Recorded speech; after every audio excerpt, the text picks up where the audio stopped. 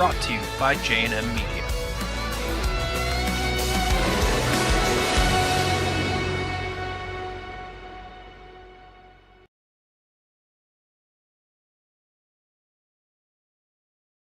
Simitrov goes backhand. He scores! Backhand chance. What a sensational save! We gotta change the game. We out here taking names. Let our voices rise.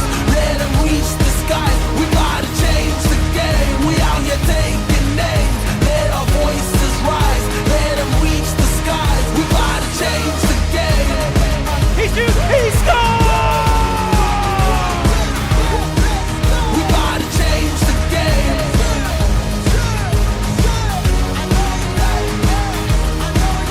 Let's go. West Meadows Ice Arena, the new home of the Illinois High School State Hockey Quarterfinals, will play host to four incredible matchups today as we open in marquee style. It's the York Dukes and New Trier Green, who have been the last two state championship matchups, crossing paths here in the Elite Eight. Welcome to this broadcast on SHL Network alongside Wes Anderson to my right and Max Anderson down at ice level. Boy, Wes, this is going to be a fun game, and these two teams are familiar with being in these types of big games. Luke, you alluded to it in your open. They've met in the last 2 years in the state finals. You got the pesky Dukes on our right. You got the reigning state champions, New Trier Trevians, to our left. I'm excited for this one. The York Dukes, the 7 seed last year, making it all the way to that state championship at the United Center. Here's the head of it all, as it's Matt Boeing with our interviewer, Max Anderson. Take it away, Max. Thanks, guys. I'm here with Matt Boeing. Matt, you guys have developed the moniker, the pesky Dukes, the last couple of seasons, making the runs in the state playoffs you've had. There's question whether you guys would even get to this stage. You've fought through it, you've grown. What's been the key? Just the leadership of the guys before us. This program is built on our alumni. You always leave the program better than you found it. And when you build that culture up and you got guys that come back and are around the team after they graduate, and we got parents that come back that are still part of the board, and it's a legacy left behind by the guys that used to be here. For the game on the ice, you're missing a huge piece in Luke Camposano. How do you make up for his missing in the lineup? Yeah, I think our team's really big on next man up. You know, we've had a lot of injuries this year. We had 24 guys on the roster, but there's been points in the team where we've had 6 guys injured and we're playing short. So there's no egos on this bench tonight. Everybody's been giving the 110% effort, and we all got to deliver. We got to produce today, boys. You're one of the few teams in Illinois that's beat this New Trier team so far this season. What can you take from that one victory over them earlier in the season that you can try to apply tonight? Yeah, I think in life, confidence is key, right? You got to believe. And once you can believe, that's step one. Anything could happen, especially in these single-game elimination games. You got tensions that are high. Everybody's a little bit nervous. Those first few shifts are going to be key to dictate the pace for the rest of the game. Thanks, Matt. Good luck. Thanks, Max. You guys are great. Guys, back up to you.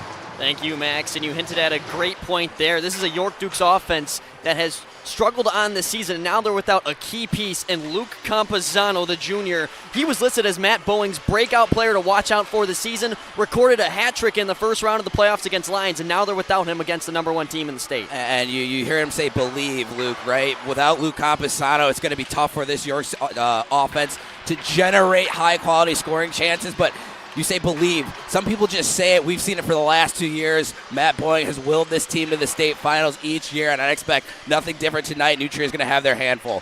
New Trier outscoring state opponents in last year's championship run by a total of 29-4. They're on a similar path so far as they beat St. Rita 12-1 and their fellow friends in New Trier Blue 7-0. They've been a freight train so far in these playoffs. And Luke, you wonder, it's like, why do they put up 12 goals? That's a statement victory for the New Trier Green Trevians. They want people to know that they're coming back and they're looking for a three-peat here in 2025. And these two teams already plenty familiar with each other. 3 games in that SHL season. They matched up first on September 16th, where New Trier escaped with a 2-1 victory. The second time they could not, York found a winner from Matthew Lysak to beat the Trevians 3-2. But then in the most recent one, 6-1 win for the Trevs. And these two teams were very close to meeting up in the SHL quarterfinals as well, because York had that 7 seed and they were only 2 points ahead of that 8 seed in Lake Forest. Yeah, you talk about that one win that York was able to get. the only 4 losses for New Trier in that SHL season. So you think about 25% of their losses have come to this York team to our right. You know, Matt Boeing and the Dukes are looking to reel in that energy, that confidence that he talked about in the open, try and get a victory here tonight. All right, Sam Schwartz, our public address announcer, take things away.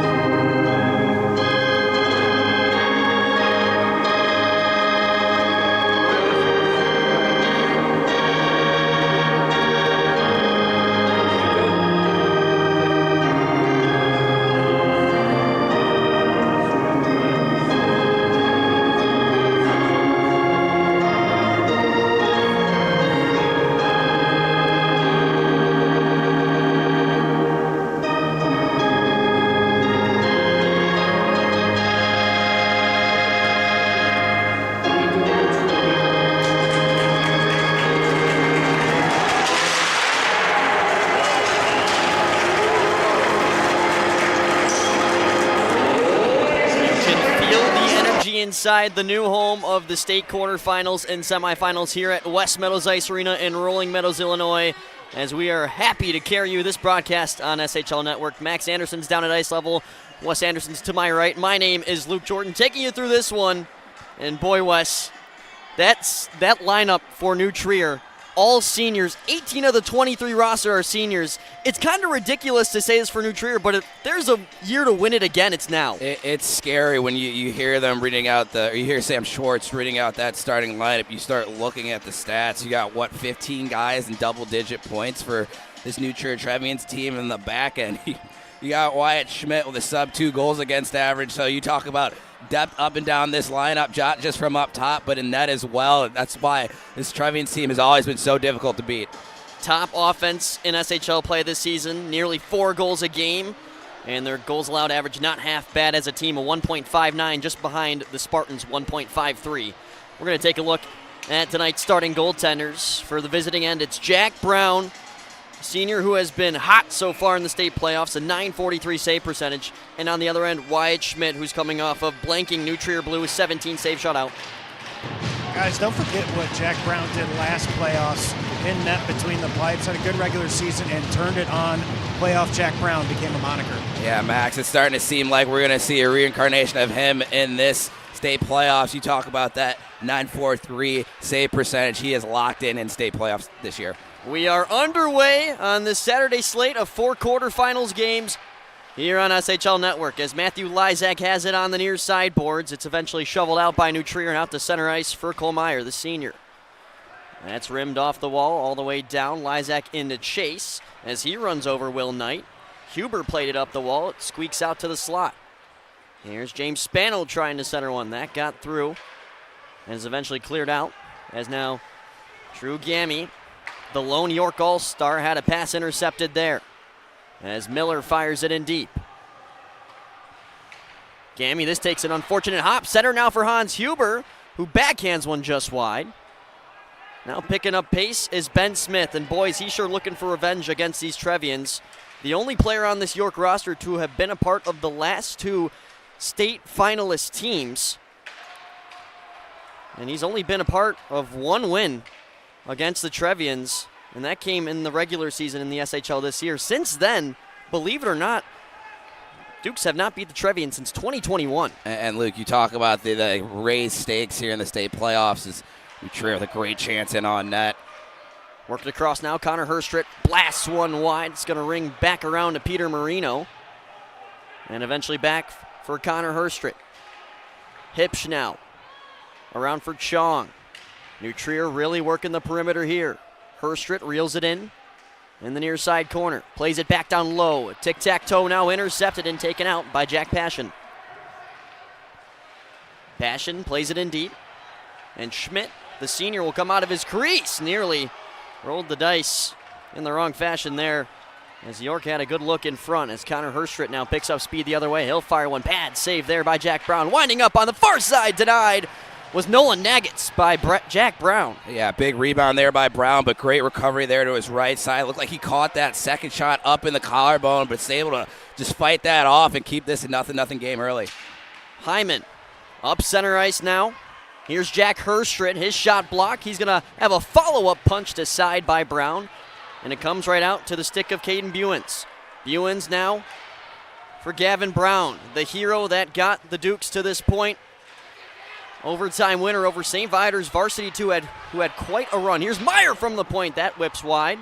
Picked up by Nagats below the cage. That shot from Meyer, I don't think Schmidt ever saw. That just missed the target. Max, I was going to say the exact same thing. You could see he reacted late to that at first. I think if that's on net, the Dukes might have themselves a 1-0 lead. Will Brown played it ahead now for Gamme. Enters the zone. Drags and fires one wide. Comes around to Andrew Papadopoulos. Just trying to scrape something towards the slot. It eventually finds Will Brown. Now pressure from Jack Herstritt on those far side hash marks. Now up to the point. That never made its way to Schmidt. Recollected by New Trier. Andrew Papadopoulos with a nice hit there. And out of the zone come the Trevians nonetheless. Gunther Hunchett plays it across for Jack Herstritt. Hurstritt now turns back, surveys, backhands it inside. Here's a fire by Rowing, denied by the glove of Brown, who's going to need to have a great game to keep these Dukes in it today. Yeah, and already 4 shots on goal for the Trevians. Brown just a wall back there at net. We can see a great cross-eyes feed. Brown on top of his crease as well. Makes a rather hard glove save look rather routine there. And as we've mentioned it in the start here, 98 in white is going to have a massive game for the York Dukes to pull this one out tonight. The Dukes and Jack Brown playing in their first game in 17 days. You look at that rust versus rest factor, and so far they've kept up with the pace of New Trier, perhaps outpossessing them so far. Yeah, Luke, I really like their start. First minute and a half, their forecheck was all on fire, but after that, the Trevians seemed to ease their way in this game and really got on the offensive end of things. Miller centered one. Huber could not backhand it towards the net. Hans Huber, 7 points in 2 state games so far. Penalty, Ben guys. DeZillo has his stick slashed out of his hand, still kicks it ahead before New Trier eventually gets a touch on it. And it's the York Dukes who will have a special teams opportunity first today. Yeah, you can see here, it looks like that was Pedraja, just got a chop there in on the York Duke players. He's coming through the neutral zone, kind of a lazy play. I don't think Adam Cheris, head coach of the Trevians, is going to love that, but the Dukes a great opportunity here to get themselves on the board. And guys, interestingly, the bench was screaming high off the glass, high off the glass. DeZillo opted to take that out of the zone himself, and he earns a power play for the Dukes. Yeah, it's one of those. You've got all this energy. You've got all these antics, the little anxiety, too, in the state playoffs. You're kind of trying to do it by yourself. You see him take it through the neutral zone, and Max, as you mentioned, results in a power play for the Dukes. Opening power play draw. Loose in the corner, Matthew Lysak, who led this team in goals in the SHL regular season, takes some hounding down low. Peter Marino pulls it out and fires it the length of the ice. Brown will stick it aside as Gammy's going to get things going for the Dukes. Drew Gammy, a senior, also a part of the state semifinalist baseball team in the class of 4A. A couple of baseball players on this Dukes roster. Here's Matthew Lysak trying to dance inside. He's fended off there. Played off the glass, and it gets by Spano. It's now a shorthanded 2-on-1. Peter Marino for an open Hans Huber. Backhand try, patted aside by Brown. Great recovery there by Spano to limit Huber to only get that off the backhand. A great read there by Brown to just cover that near side post, and great right pad save. Now, Zach Hipsch, the senior all-star, eventually recovered by York. Ben DeZillo dancing around on the outside of the circle. Now high in the air. It's going to be gloved down by O'Leary, but that is behind the blue line. Good catch there by the linesman. Guys, I want to go back to that first rush on the power play by York. You always see New Trier with that one-man high, that rabbit to force the play one direction or the other. Saw a few extra passes in the neutral zone trying to get that rabbit to move around. They're able to make the zone entry, clearly an adjustment to try to get that point man on the penalty kill in the neutral zone moving to create the angles into the offensive zone. Yeah, Max, that's great analysis. Some of that, the coaching staff for York just trying to find some little adjustments to beat this New Trier penalty kill here as the Trevians able to clear this one down. We'll see how that translates as we go on this afternoon. Half a minute to play on the power play for York, their first chance of this game. And here's numbers. DeZillo double team now. New Trier could not clear the zone. Parati winds one up. That's blocked. Baker took a hit. Adam Cheris and company are frustrated that they thought they didn't get a call, but they do. Baker was hit up high as Wyatt Schmidt started to race towards the bench. And now New Trier will have 16 seconds of 4-on-4 time, and then it will be a slightly shortened New Trier power play, but it doesn't take long for them to get going. Yeah, you can see Parati there right next to Max, and you can see he was trying to limit Baker from a possible breakaway or 2-on-1 opportunity coming the other way. And one of those I think Matt Boeing's going to be okay with, but one of the you kind of want him to see keep his hands down. I think he keeps his hands down there, Parati. The refs won't call that, but you get up in that face and neck area, the refs you kind of force the refs to call a penalty there. So about 15 seconds of 4-on-4 play, and then as you mentioned, we're going to get a first look at this New Trier Trevians power play. Off the draw, sticking it back is Caden Buens. Gianella threw it up the wall where New Trier now possesses. Nolan Naggetts plays it far side. Having some trouble with the puck there was Connor Hurstritt. And now Gunther Hutchin back in the neutral zone, played it back for Naggetts. Naggetts, one of few juniors on this Trevians roster, is going to reset behind Wyatt Schmidt. Nagitz now sends a vertical pass ahead. That's Ringer on the wall. Gammy's going to be pressured by Baker, stuck up the wall where Herstritt puts it back down.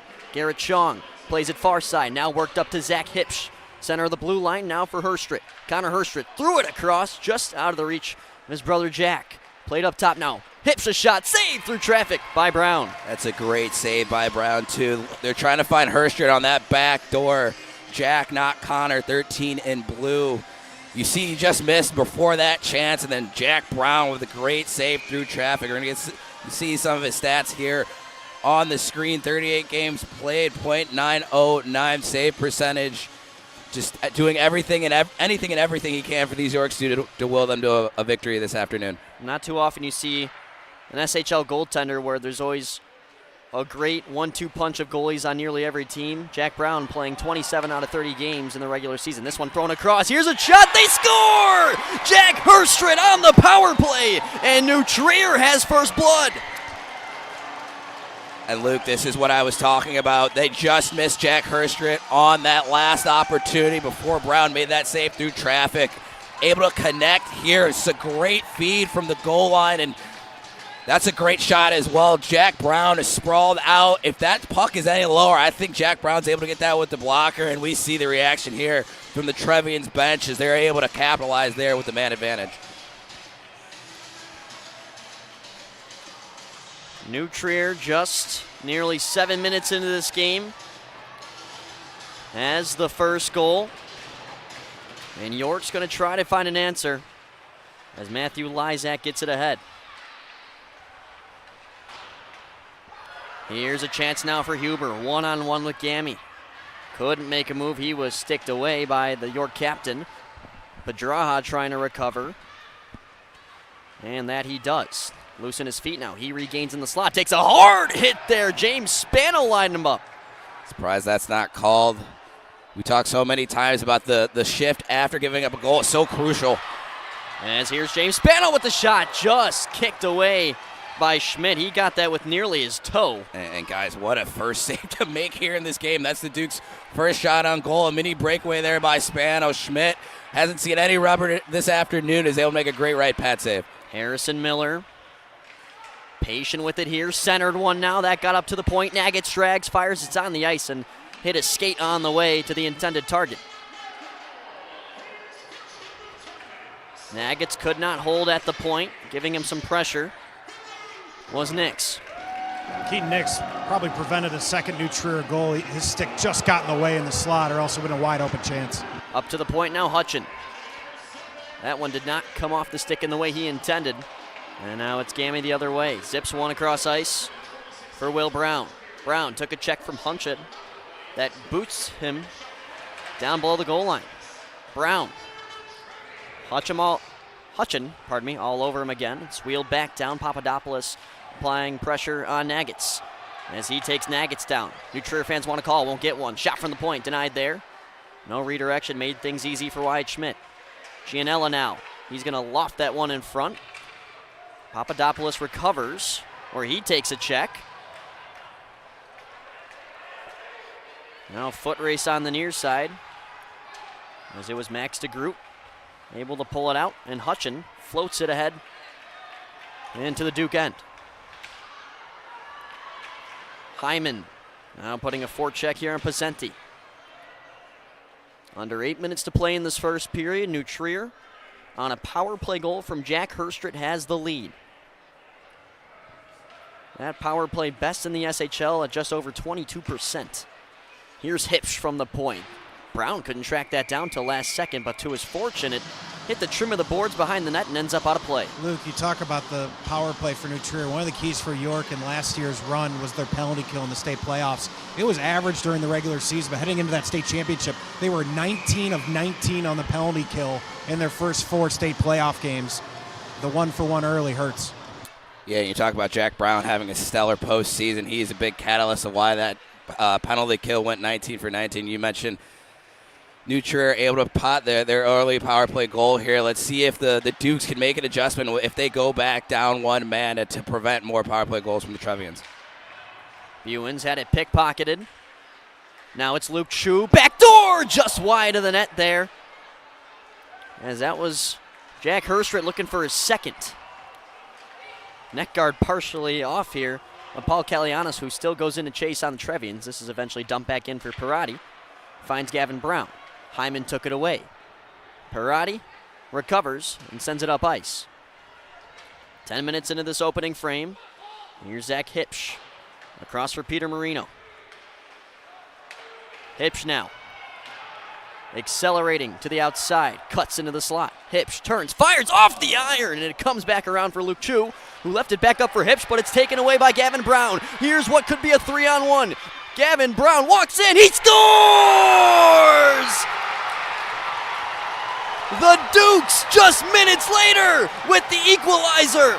And guys, we'll see on the replay, Gavin Brown, he creates this, a great stick work coming out of the zone, and he fakes the pass, which forces Schmidt to move over to that glove side just a bit, and in doing so, he beats him blocker side to tie things up for the Dukes. I tell you what, there's probably no traffic in Elmhurst right now. Everybody is here inside West Meadows Ice Arena. This place erupted, and momentum has turned. Guys, I was waiting for a puck pause to say there was 2 or 3 moments over the last few minutes where it looked like York was playing just a little too slow. There's a difference between playing quickly and playing rushed. They need to play a little bit quicker, and that's exactly what you saw by the quick deflection from Gavin Brown off the boards to himself. They play a little bit quicker, they create the opportunity. Gammy on an interception. He enters the zone now. Gammy just scraped one wide. Getting hounded now on the hash marks. Wheeled around for Cole Meyer. That goal scored by Gavin Brown to tie things up here. Heavy pressure by New Trier down low, and here's Ethan Baker. Coach Charis describes him as one of the best in the state and one of the best shots. Yet to see him get a chance yet. York's been fending him well. This one trickling towards the net. What a forecheck by Jack Passion. And now the net's off with some shoving going on between Passion and what I believe to be Will Knight. And Max, going back to your point too, Jack Herstrit just missed on the back door about 20 or 30 seconds before that York goal, and we see Knight get tied up behind his own net, and Passion, for good measure, just gives him another shove there. But so many times that a great opportunity on one end doesn't go, and then right back the other team is able to score. So just some great pace here in the first period by both teams. And here's a chance in front. Big save by Schmidt, and he somehow got it trapped under his pad. What a look off the face-off there for the Dukes, who nearly took a lead. Just a completely different energy since that goal, guys. The York bench is on high right now. New Trier, they're up, but York feels like they are in the game. You've seen that these last 2 shifts. Right, and as we're seeing here on the goal cam, that puck almost, Schmidt goes to turn that left leg. He could have easily kicked that in, so great awareness by him in the crease to just carry that and trap that under the pad and get a whistle for the Trevians, who feel like they've been on their heels the last 3 or 4 minutes. Off the draw, it's found by Peter Marino and sent out to center ice. New Trier, the top team in the SHL and the state. And in their last 2 years, they've been back-to-back preseason invitational champs, SHL champs in the regular season and the playoffs, and of course, the pinnacle of it all, state champions. York has gotten to the United Center the last 2 years, and now they have to face who they were beat by, as Miller had one patted aside by Brown. Lysak out of the zone now. Comes James Spano. Junior lofts it in towards Schmidt. It's left behind now as Marino wings it up the far side wall for Harrison Miller, who after his senior year here with the Trevians will be going to West Point, serve in the U.S. Army. And here comes Marino. Off the boards, Huber now. Hans Huber spins it down in deep. Jack Brown left it behind now for O'Leary. Patrick O'Leary just whistles one wide. Some great speed through the neutral zone there by O'Leary. If that's on net, even if it's to the glove side of Schmidt, the Dukes had numbers in the slot, so something to keep in mind as we go along here this afternoon, that the left side, or the right side, excuse me, of that D for the Trevians seems to be a little shaky. So if I'm the Dukes, I'm going to try and hammer that right side and see if I can generate some offensive opportunities that way. Max DeGroot left it back for Roween, who just misses that left post, thrown back in front. Max DeGroot has it again. His shot blocked by Gammy, as Drew Gammy will now take it out of the York end. Gammy gets around Nagats. Could be numbers now. Gammy fires that one into the chest of Schmidt, who stops for a whistle. And no quicker than I say it, Gammy, he tries that right side instead of the left side here. The speed for the Dukes has been incredible the last 3 or 4 minutes. As we get some numbers on Wyatt Schmidt, 155 goals against this year. But going back, you see Gammy is just able to find a little space. He had some traffic in front, too. If that puck's on the ice, that could be a potential tap-in. So great rebound control there by Schmidt to just freeze that down for a whistle. Solid numbers there for Wyatt Schmidt, to say the least. And overall, in all games combined this season, he's 24-5-2. And when he's not in the net, they have Mark Pauly, who has also been incredible, who was acquired from New Trier Blue last year. Yeah, it's one of those, a 1A, 1B type situation, even though Schmidt, the obvious starter, there's no second guessing Pauly either. He's put up some incredible numbers this year. In the past, Wyatt Schmidt has watched Drew Dirtoff take that starting spot at the United Center, but now he's got a chance to take it back. Here's Hyman. Now Knight, top of the circle. Some traffic in front. Herstrick got knocked down. White's pinned against the wall, and Caden Buens can't get out of the zone, but Gavin Brown will not, actually. What seemed like an easy clear was kept in by the Trevians somehow. Now it escapes to the neutral zone as Andy Finger for Knight. Led it ahead, and the chase is true on Pacente. Shots on goal, 8-6 favoring the Trevians. Took quite a while for the Dukes to get their first shot on goal, but what a first shot it was. Yeah, Luke, it's one of those where I think New Trier led 5-0 in the shot category, and since then the Dukes have been able to find some offensive opportunities in New Trier defensive end. So a great counter from both teams here in this first period. Here's Garrett Chong, threw it across, intended for Baker, bodies in the lane. Baker recovers on his backhand now, spun it back down low. It's gloved out of the air by Ethan Maurer, intelligently. Maurer, 4 points, leads the Dukes in the state playoffs. Here comes Ethan Baker. Baker, patient with it, threw it in front. It's in the feet of Connor Herstritt, and eventually dug loose by Ethan Maurer. Marino slides that towards the net. Rebound nearly potted in by Garrett Chong. He now takes a spill, and it could be a quick 2-on-1, except watch this back check from Peter Marino. And the Dukes miscommunicating their offsides at the blue line. Some great hockey here the last, 30, 45 seconds. You see Jack Brown, a very smart stick save there. He saw Chong on the back end, and instead of putting it right back in the middle of the ice, he puts that more towards the corner than the other end. The Dukes counter with some great speed in the neutral zone there. Just a tad quick on the right side going offside, but some great hockey here nonetheless. Give credit to the back check, too. That's really what caused that offsides. You had to make that subtle. Oh my, James Spano on a risky play from Wyatt Schmidt. There was half the goal open. All he had to do that was get that on net, and it was a 2-1 York lead. Yeah, Max, it's one of those you don't think that puck's going to pop out, and all of a sudden it's on your stick. I think he just tries to throw his hands up, and he misses the net, and that looked like that could have easily been a penalty against the Trevians. Speaking of hands up, this entire right side of us thought that could have been called, but we'll play on. Like Huber got his stick into the feet of a Dukes player, and the refs, for whatever reason, did not think that was tripping, but we'll play on here 5-on-5. Boys, when was the last time we went the first 16-plus minutes without an icing?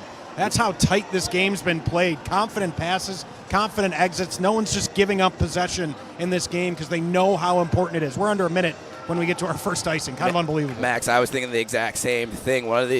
These teams are so familiar with one another. They know that they can't give up an offensive zone faceoff like the Trevians are right now. The Dukes have done such a great job of getting shots through from the point. Like you mentioned, they just missed on an opportunity, a little fumble by Schmidt. So any offensive zone faceoff could lead to being a puck in the back of their own net.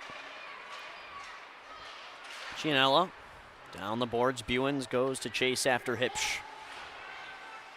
Zach Hipsch has been a staple of this Trevian team, especially the last 2 years.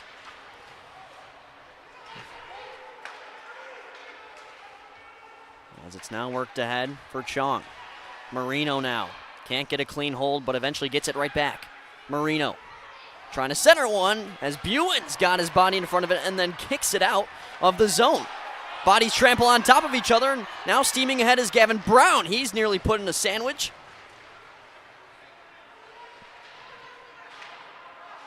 Now Marino getting back up to his feet. Puck eventually jarred loose. Chong gets some help from Hipsch, and the buzzer sounds on the first period. And what a first it was. York striking first. From Jack Herstrit, Gavin Brown, who had the overtime winner against St. Viator's Varsity 2. Yeah, we see on that last replay there, Kalianis got away with a little bit of a hold. I think a little makeup from that previous call that was missed going the other way. So we're going to send it down to Max here. Actually, I don't think we are. Oh, nope. Matt Bowing's bringing in his guys saying, I got overruled, guys. I tried. It's okay. We know Bo Swag likes to keep things tight down there, especially during the intermission. So no harm, no foul, my man. But We'll get him after 2. yeah, just a great atmosphere here for this to be the start of these quarterfinals, right? The first of 4 games. And you talk about the Pesky Dukes and how well their fans travel. I mean, just looking to my right, I don't know if I can see an empty seat down over there. And not to be outdone are the New Church Trevians fans as well to our left. We see a few fans leaving to get some concessions here in the quicker intermission. But a great first period, guys. You see the shots are almost even. New Church leads by 1. They had that opening goal there. And then the Dukes, less than 2 or 3 minutes later, are able to respond. So we've got a great one brewing here at West Meadows. you know, on our Scholastic Sit-Down podcast that I run with Dylan Ward, we talked to Matt Bowing earlier this year, and he mentioned that Charis will tell you no team is playing their backup against New Tree, or they have that reputation to hold up. And he said over the last few years that he's felt York has started to be a household name, and now you got a chance to jump over the Trevians here in the state playoffs, tied after 1. And it's one of those things, too. They built it from their farm system, right? Their junior varsity teams, your perennial powerhouse, right? And it's only imaginable that they are going to graduate up to the varsity level, so it's no surprise that over the last 3 or 4 years that this York Dukes team has become, as you mentioned, a household favorite, a team that people don't want to play when it comes to playoff time. And it's crazy how, you know, to their standard, they might have a rather average regular season, and it seems as soon as the switch flips to the state playoffs, it's like they come alive, and we were seeing it here right now. Tie ball game after 17 as the York fans start to pile back in.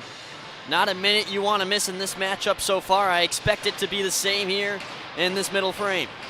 Period of the long change. Starters back out there. And here we go on the second period as Andy Finger, now Pedraja, takes it at center ice. Huber laid a nice hit. Pedraja walks in, and that one is ramped out of play, nearly over the near maybe 100-foot tall netting. Yeah, you see Huber and Lizak have some choice words. A big hit there in neutral ice to start this second period. Something that I think the Dukes have really, it's been an onus of their game, especially on the first. That hard forecheck that they've really been able to establish, that on top of their physicality is really, you know, giving these Trevians some fits here. So we'll see if that trend continues here as this game goes along. Adam Charis. He wanted to make another sub. Referee said my hand was down. No, sir. The game within the game. Am I right, Max? No doubt about it. Adam Charis fighting for every inch for his guys. Adam Charis, third year with the Trevians. He's yet to not win a state championship.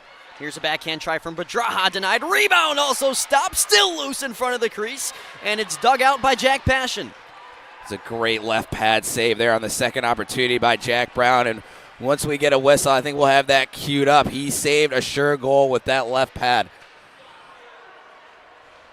Thrown out of the zone now. Parati puts it right back where it came from.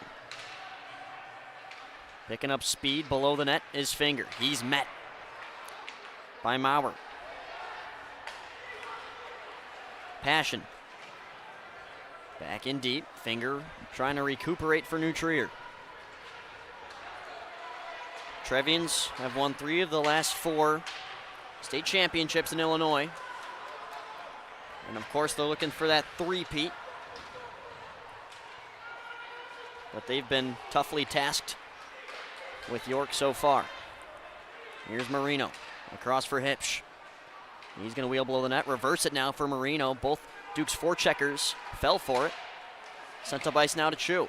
He'll scrape it in deep. Brown out of his crease. Intelligent play up the wall to Gavin Brown. Now hands up for icing, and that is what we'll get. Yeah, great sauce pass there by Brown behind the net. Couldn't see who he was looking for there on that half wall, but able to just be that third defenseman back there in the York net. Big thank you to our sponsors. As you see, York is one of them. And then, of course, New Trier helping with our goal cams, where you get great angles of replays and all. Big shout out to the SHL in general for sponsoring these entire Red Varsity quarterfinals, continuing to support all the great media work here at high school hockey level.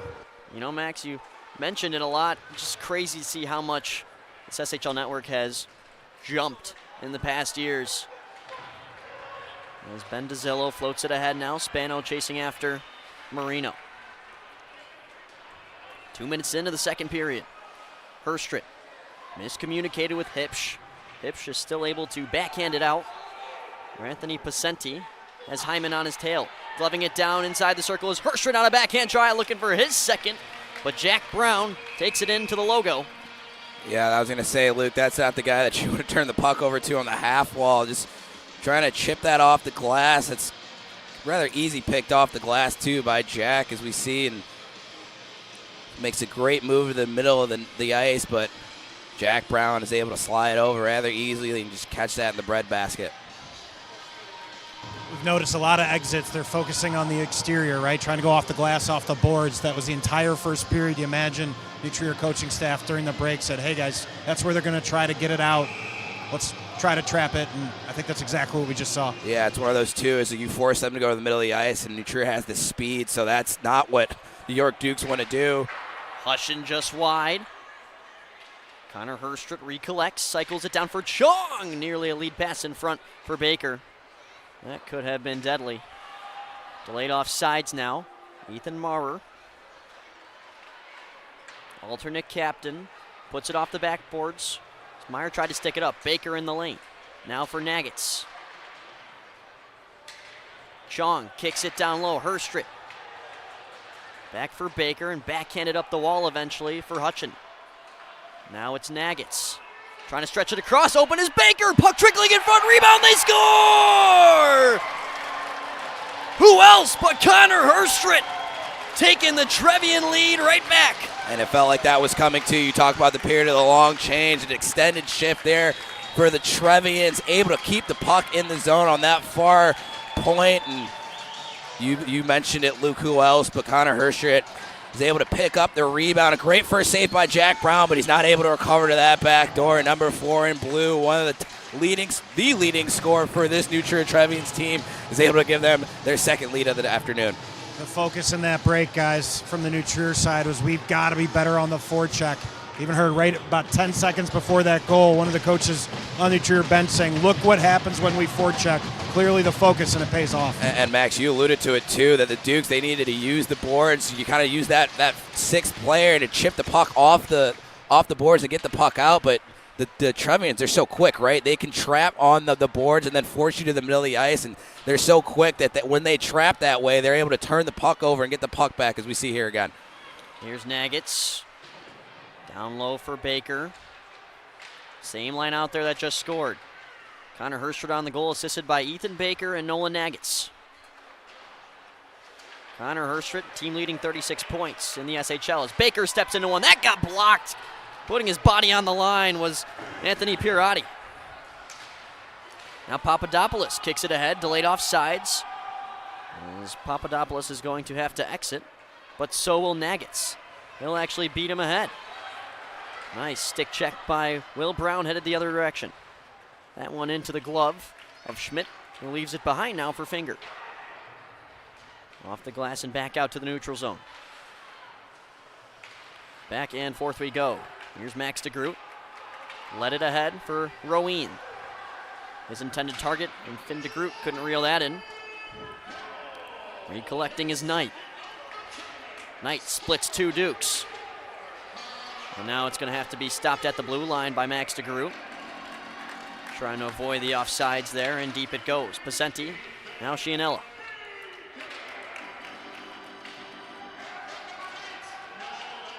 From the point, now they score! Redirected by Keegan Roween. And New Trier jumps out on top by 2. And then just a harmless shot, too, from the point. As we see, this makes its way up top, and you got to feel for Jack Brown. He's in great position there, and not sure if it's a tip you mentioned by Roween or that goes in straight from the point, but usually a shot that you think Jack Brown would be able to stop. Max, let me know if you got anything more down there for us. Yeah, that was just a seeing eye shot, guys. I was perfectly in line with that. You saw the tip something. I couldn't tell if it was a stick or a glove or a body part, but just redirected enough, clipped the inside of the post. Absolutely nothing Jack Brown can do about that. They're going to give that goal to Will Knight. Roween on the assist, as well as Finn DeGroot. You blink an eye and it's 3-1 Trevians. Dukes trying to find an answer. They have been outplayed so far in this second period. And here comes Miller. Trevians continuing this aggressive forecheck. Brown goes down, and the Dukes protecting their netminder as chaos ensues below the goal line. And I'm surprised there's not a hand up either. How is there not a hand up? I'm sure they're going to at least make a call, right? Yeah, I didn't see a hand go up either, and good on the Dukes for going in there and protecting their goalie. I get that he's barely out of his he crease, wasn't but he's even in defenseless. contact with the puck, guys. He was on his way back to the crease. Yeah, that's at minimum interference.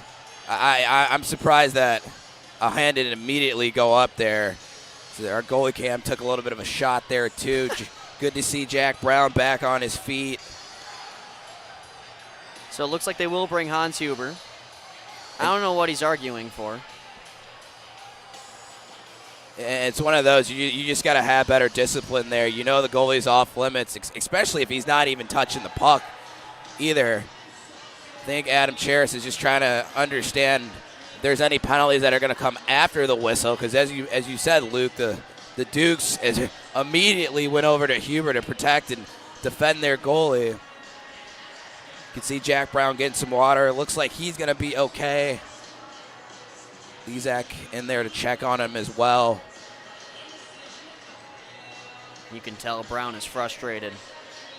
Yeah, especially after that goal, Max saying and seeing eye shot, finds a body or a stick in front. Just one of those, you think if there's nobody in front of you, he's able to make that save easily, but gets tipped less than 5 or 10 feet in front of him and finds the back of the net. But looks like the Dukes are going to go to the power play here. We see Matt Boeing talking to one of the officials down there at ice level.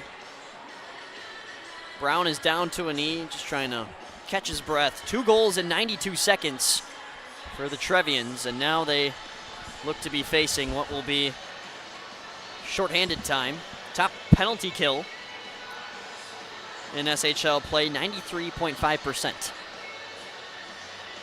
But this is a Dukes team that is going to be furious coming out of the gates.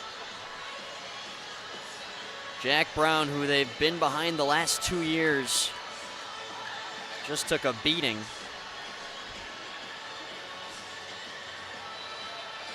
And communication continues. Max Anderson just looking around and trying to get the inside scoop.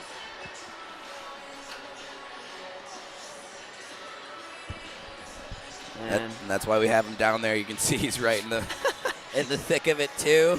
He's got his mic off, and hopefully there's no profanities from either side. Now, if Max was wearing navy, you could sure mistake the Trevians for having 2 in the box right now. Trevians representing their classic blue uniforms, while New Jerseys, as you see there, Jack Brown sporting it. The seniors design a jersey every year for the Dukes, a new one, and this one got to be one of my favorites. The cream with the green and black, and on the front it says the Hearst. Very We're just going to have the 1 2-minute, guys. It's just going to be 2 minutes for interference, which, I mean, it's, you look at the replay, anytime the goalie doesn't have the puck and he's on his way to the crease, I just don't see how you don't call interference there. Even if it could be considered incidental in some way, I just think you're going to see interference called there every single time. Yeah, Max, I agree with you. I'm glad that they didn't call a penalty for everything that happened after the whistle, too. So I think Huber's going to go for that initial goalie interference. Glad to see Jack Brown back on his feet, but a great opportunity here for the Dukes to cut the lead to 1. Dukes 0 for 1 on the power play so far, as their man advantage was cut short. And then eventually, when New Trier got their chance on a power play, they found the opening goal from Jack Herstrick. Here's Gammy up top. Drew Gammy back to the near side for Passion. 20 seconds into the power play. Gammy through traffic, stopped there by Schmidt. Recollecting is Spano. Hard pass off the wall, and coaching staff frustrated on that play from Spano as they're going to have to recuperate in their own end. And a great save, too, by Schmidt. Looked like Maurer got a piece of that right before that puck came in on goal, but Schmidt able to have some great positioning there and keep that from going in. Maurer now steams ahead. Plays it near side. Passion. Delayed offsides. Delayed their forecheck, and New Trier will send it right back out. 55 seconds into the Dukes' second power play chance of this game. As it's number 2, Drew Gammy. Eventually worked on the far side hash marks for Buens. 2-on-2 puck battle. Passion digs it out. Jack Passion below the net. Makes one nice move and cuts back outside. Up to the point now, Spano. Thought about it, gave it back. Passion back for Spano. He's got a lane, fires, and that got blocked. Trevians were able to recover. Gammy back down low, tic-tac-toe. DeZillo off the side of the net. And now Marino will clear. And guys, a lot better puck movement here by the Dukes on this second power play. That last opportunity, Schmidt's going to his right. If that puck, for whatever reason, finds its way back to Schmidt's left, that's a sure goal for the Dukes. So some great energy, some great confidence here brewing for them with the man advantage. It's Gammy once again, defenseman who led this team in points in the SHL regular season, had it sticked away by Baker. 5 seconds left now. It's Brown. And deep, Hutchin looks up at the clock and will clear it one last time. And that will do it on the second chance for York. A good offensive possession, but then eventually shot from the point. That was absorbed by the Trevians. One of the things they do best. Chong, no icing there. Now Pirati. Swung back down by Baker. O'Leary recovers, and that one manages to stay in play. Nolan Nagets surveys and zips it up ahead where it hits the body of one of the 2 captains in Herstrick. Now O'Leary. Eventually back for Pirati.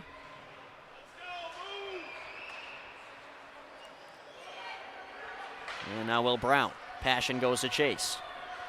Jack Passion with 2 Trevians in front of him. Passion goes down. He's ran over by Nagets.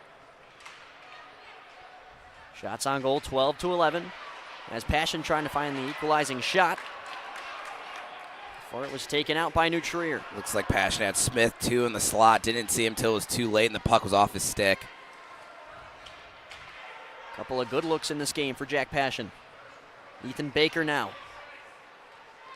He's accelerating up center ice. Near side for Garrett Chong. Chong back for Baker. Couldn't get it to his backhand. And eventually, New Trier back at center ice. That pass does not go as planned. York trying to send things back the other way. And guys, it just feels like a game of keep away in these last couple of minutes. New Trier has just been out possessing the Dukes. Yeah, the pace, you can tell, has really dropped compared to the first period. The Trevians aren't exactly going back in retreat mode yet, but just making the simple plays and breaking the puck out of their zone and making things difficult. The offensive side of things for the Dukes. Up to the point now. Gianelli with a shot, absorbed by Wyatt Schmidt. And Luke, so often it's the simple plays too by the teams with the lead are what makes it so difficult to come back on teams like New Trier. We'll see shot from the point. Schmidt's able to see that all the way. Just a little bit of traffic in front of him, but he's able to find that in the chest and freeze that down. And you know, the first 5 or 6 minutes of this second period, York was not able to generate any type of offensive chances in the New Trier defensive end, but since then they've really done a good job of forcing pressure here in the offensive end and getting pucks on net and forcing Wyatt Schmidt to make some hard saves. Another save there. Rebound is taken into the chest of Schmidt. Otherwise, you're talking about a deficit-cutting goal there from York. Yeah, almost as soon as I said that, right? The puck finds its way in on net, and Schmidt fighting through a screen there from Nix. That's why that puck doesn't go cleanly into his glove, but able to track that second opportunity. And some great positional saves here by the New Trier netminder. Keaton Nix with a near great tip in there. Just missing the puck, and now it's 7:54 to go. Trevian still lead by 2, and they have it off the face-off. Right out of the zone it comes. No icing, signals the linesman on the far side. So it's Pacenti breaking out for York. This is going to be held in. 3-on-1. Eventually, in to help is a Trevian. Winding one up, he scores! Harrison Miller, a two-way play, and the Trevians now lead by 3. And that's what makes this Trevians team so hard to beat, right? They just find a soft area there. Miller with a rocket. So we can trap just a tad bit here on the goal cam, but you can see that water bottle pop. Not a lot Jack Brown can do, and the Trevians have a stranglehold here in the second period. Miller with the nice flex as he comes and celebrates with his teammates. Wouldn't be surprised here if the York's coaching staff decides to take a timeout, just give a breather to their players, trying to refocus. Drew Gammy kind of taking a half a timeout there, getting his guys together, saying, calm down, we got one shift at a time here. Half a game still to go. Yeah, they keep looking back at Jack Brown. I'm not sure if he's still feeling that hit from earlier in the game from Huber, but he seems to be laboring just a tad bit. Yeah, that was offsides. Pedraja jumped. And he doesn't think so, to say the least. But you can see the palms up. And the classic. Yeah, they say something that you're going to get from juniors, seniors, sophomores in high school, just never agreeing with the refs or the authority that's in their place. And you can see Jack Brown still taking his time in the York net. Trainer's going to come out. This is not a good look for the Dukes.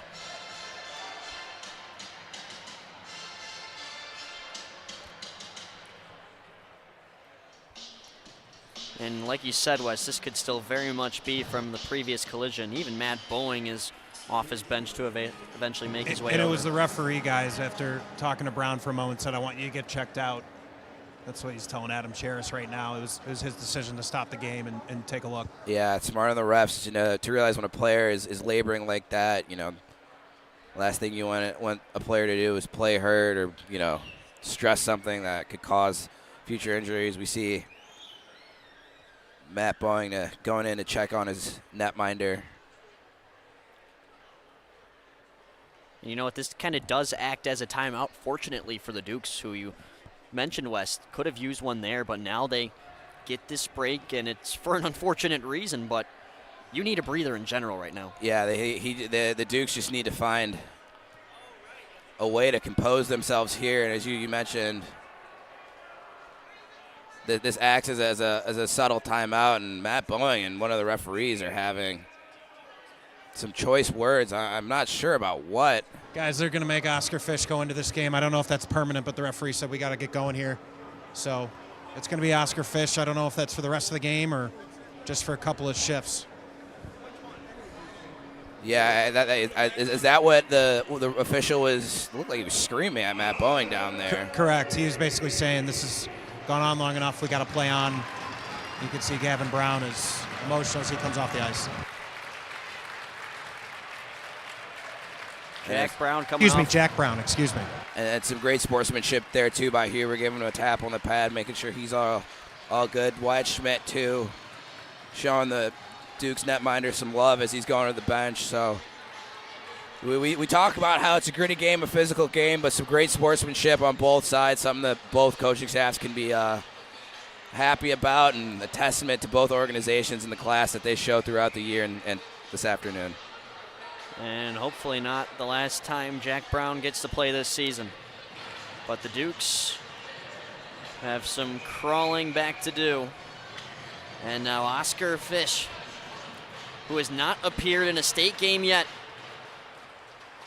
has now to face the New Trier Trevians, the top team in the state.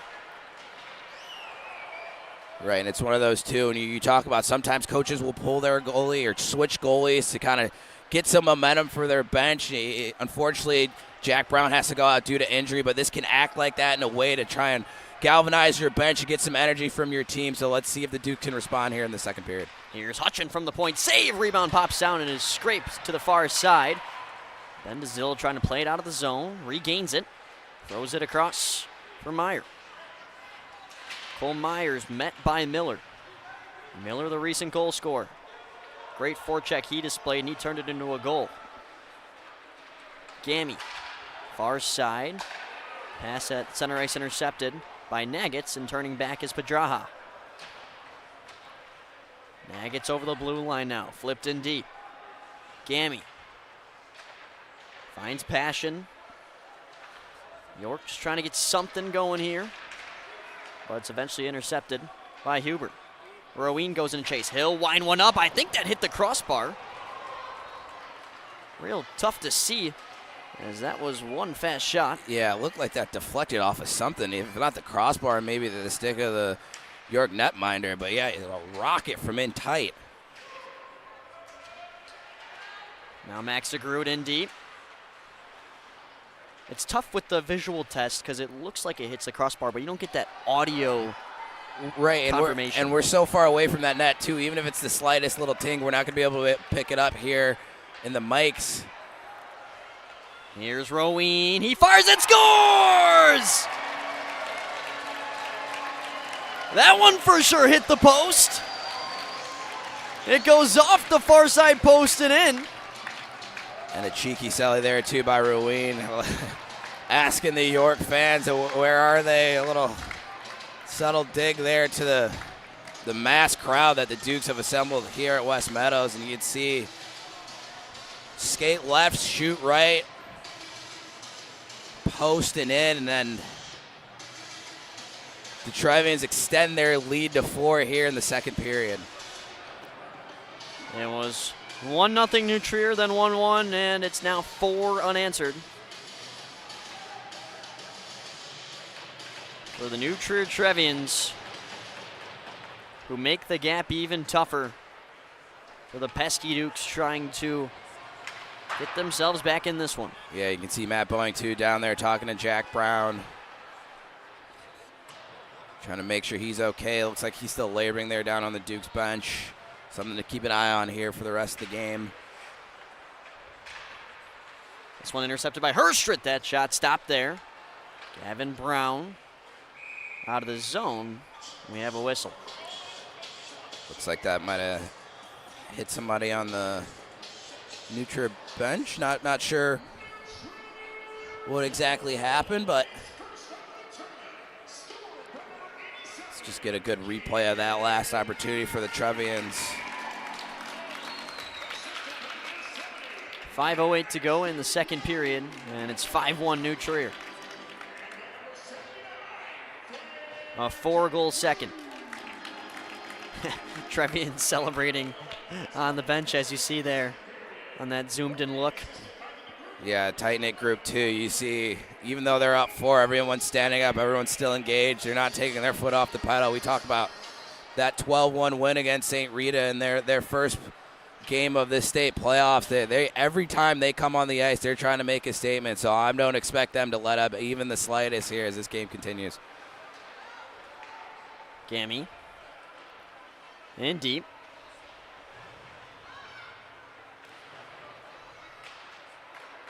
Papadopoulos had it at the top of the circle, but not for long.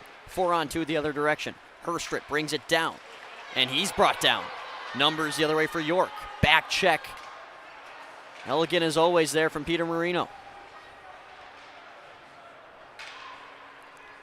Marino vertically for Chong. Now a stretch pass hits the foot of Herstritt. Will not go for icing. Gammy up for Nix. His pass intercepted by Chong. You see Nix trying to extend the zone there, trying to push the Trevian's defense back just a tad to see if the Dukes can generate something through the neutral zone. So something to keep your eye on here the next period in 4 minutes as we continue on this afternoon. Just something to keep in mind as the Dukes try and fight their way back into this game. Here's Jack Herstritt. Scored the opening goal for the Trevians, and he was looking for Hyman. Now back up for Chu. Ben Smith stick in the lane. Lead pass out of the zone, and Passion could not be connected. Could hear a pin drop in this place right now. Maurer in front. Now here's Smith skating to the outside. Smith towards the net, and that goes right through the crease. Back towards the net it goes. Passion on a follow-up in front. Is floated over the net. Smith digs it out. Maurer up to the point.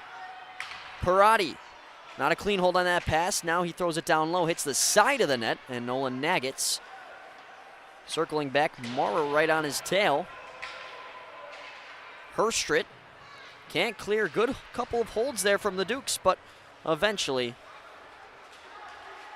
Trevian's out of the zone, and here comes Luke Chu. Chu turns back, wears a hit.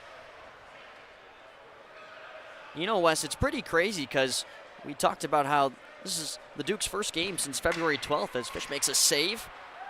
And you look at that rust versus rest, but it was really the first period where York looked so good. Yeah, it's one of those two. And in the second, I think we all knew the second period is really where the game was going to be determined. And so far it has been 4 goals by the Trevians, none here in the second frame by the Dukes. And it just seemed after that first intermission, the Dukes could never find that energy or that spunk they had there in the first. And then you couple that with Jack Brown going down, and then 2 great shots to beat him as well before he exits the game. And that's where the Trevians find themselves with a true stranglehold on this game.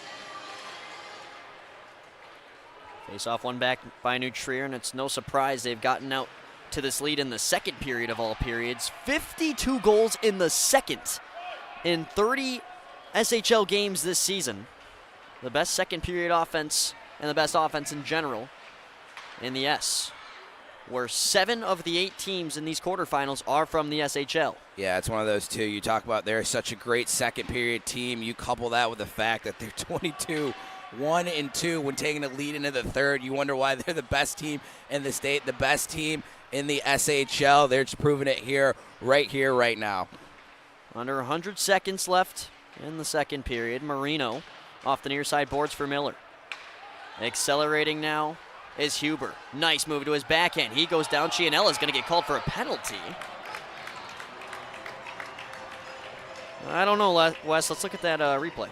Oh, yeah. It looks like he got it in real time.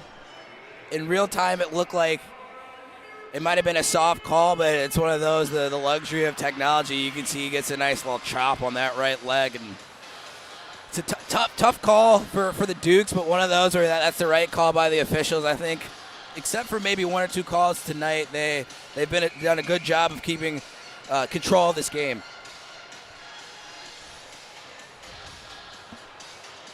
Ben DeZillo will watch from the Dukes penalty box as it's New Trier back on the power play.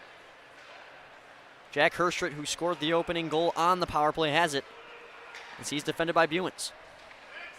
Now Baker back up for Herstritt.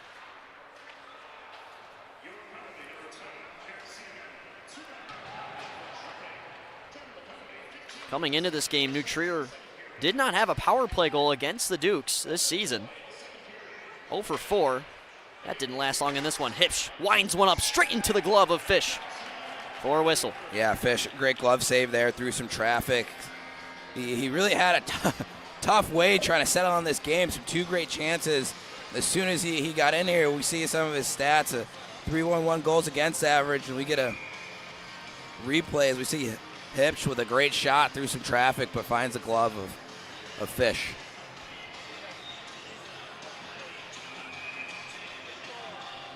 Oscar Fish, another senior. Both of these teams with 2 senior netminders. It will be a clean sheet next year for both sides. Zach Hipsch settling down that puck with 40 seconds to go on the game clock and still just above 110 on the power play. This will bleed into the third period if need be. Hipsch chases his own Dumpin. Eventually found by Baker. Up to the point, Herstrid. Taking a hit from Maurer there. Cheris wants a call, saying that was late. We'll play on as Chong, patient with it, spins off of Maurer. Chong across, wide open is Herstrid, but he can't pull the trigger. 5 seconds now, looking for one last chance before Passion gets in the lane, back into the slot, and Herstrid won't be able to get a fire off, and that will do it on period number 2. Yeah, and a great period by the Trevians. We talked about it time and time again, their goal differential in the second period, just something that's so hard to compete with, and they're going to take a 4-goal lead here into the second period. Shots on goal through 2 periods, 16-13, favoring the Trevians. Not a lot of shots on goal in general, but you talk about valuable opportunities. That's what New Trier has in this one. Yeah, as we see Jack Brown is laboring to get back to the locker room. I'd be surprised if we see him again here this afternoon. She sees his teammates showing him some love as he's coming off the ice, and it's really just been all Trevians here the last 17 minutes of play. Just joining us, enjoy the highlight reel as we take a break here. We'll be back for the third period on SHL Network in just about 12 minutes here at West Meadows Ice Arena in Rolling Meadows, Illinois.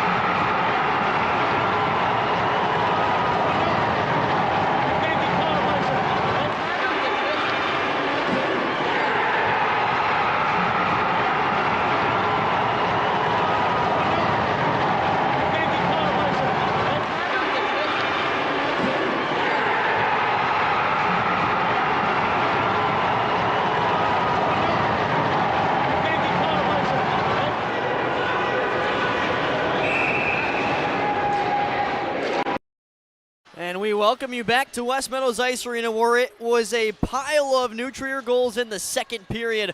A 4-0 second, now a 5-1 lead for New Trier. And the man behind it all, Adam Cheris, is with our interviewer, Max Anderson. Max, take it away. Thanks, Luke. Adam, 1-1 after one, and the flip just seemed to switch in the second period. What changed?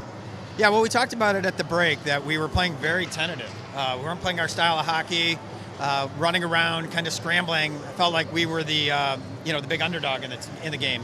We talked about reestablishing ourselves and playing our kind of hockey. Boys listened. They played a really good second period. 17 minutes for moving on, up 4 goals. What's your approach here in the third? Yeah, not too much of a change. We're going to putting pressure on them, pucks deep, making sure that we got a third guy high the whole period, making it really hard on them to create any kind of offense whatsoever. Sounds good. Good luck. All right, thanks, Max. Luke, back to you. Thank you, Max. That was Adam Cheris, third-year head coach of the Trevians, formerly the varsity Gray coach, and he eventually made the jump up from the 4th varsity team of New Trier up to, of course, the green team, not only the #1 team on New Trier, and obviously #1 in the state. 4 goals in that second period, and now 3 different skaters with 2 points in this one. Keegan Roween with a goal and assist, 2 assists from Finn DeGroot, and 2 assists from Ethan Baker. Those 4 goals in the second by Connor Herstrit, Will Knight, Harrison Miller, and Keegan Roween.